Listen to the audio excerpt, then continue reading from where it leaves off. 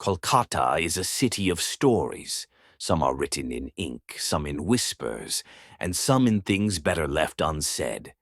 Among its many landmarks, nestled between two aging buildings in College Street, stood the Roy Shand Library, a forgotten place lost in the city's ever-churning history. Once a grand intellectual hub, the library had been abandoned for over 2 decades. They said people who stepped inside never stayed long. Some spoke of books rearranging themselves. Others swore they heard hushed voices, even when they were alone. But the most terrifying story was about a librarian who never left, even after death. Aritra, a journalist with a love for urban legends, had always been fascinated by the library. When his editor challenged him to spend a night inside and report his findings, he jumped at the chance. Ghosts? He scoffed. Superstitions thrive where logic is absent. On a humid July evening, armed with a flashlight and his phone, he pushed open the heavy wooden doors. The smell of old paper, damp wood, and something more pungent, like rotting flowers, hit him immediately. The moonlight filtered through the high windows, casting eerie shadows on rows of dusty bookshelves. The silence was thick, but not absolute.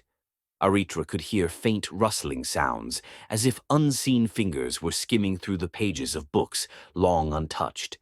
He walked deeper inside, recording his impressions. The Royshian Library, abandoned yet strangely alive. I hear sounds, but it must be rats. The smell is... A sudden thud cut him off. A book had fallen from a shelf behind him. Aritra turned, his flashlight catching the book's title. Bhuta Gopo, Ghost Stories. A coincidence. He picked it up and placed it back, but as soon as he turned, another book slid out on its own and landed at his feet. This one was open. The words on the page blurred before his eyes, except for a single sentence. "You shouldn't be here." Aritra's breath hitched, but he forced a chuckle. Old bindings, weak shelves. Nothing supernatural, he muttered, but his voice sounded uncertain. As he walked further, he saw the librarian's desk at the far end. A thick, leather-bound register lay open. Curious, he dusted it off. The last few names were written in red ink, though it looked too dark, almost like dried blood. What struck him was the date beside the last entry, tonight's date. The name, Aritra Basu. His stomach dropped. He hadn't written his name. Nobody had. And yet, there it was. A whisper brushed against his ear. "You must sign before you leave." He spun around, but there was no one there. His heartbeat pounded in his ears as a cold wind swept through the room, flickering the flashlight. The smell of rotting flowers grew stronger. And then he saw it. Beyond the desk, in the dim glow of his flashlight, a figure stood between the shelves.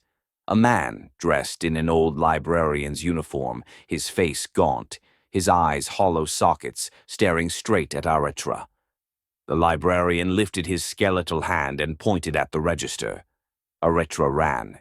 His shoes slammed against the dusty wooden floor as he bolted towards the entrance. But the shadows seemed alive, stretching, shifting, blocking his path. Books flew off the shelves as if unseen hands were hurling them.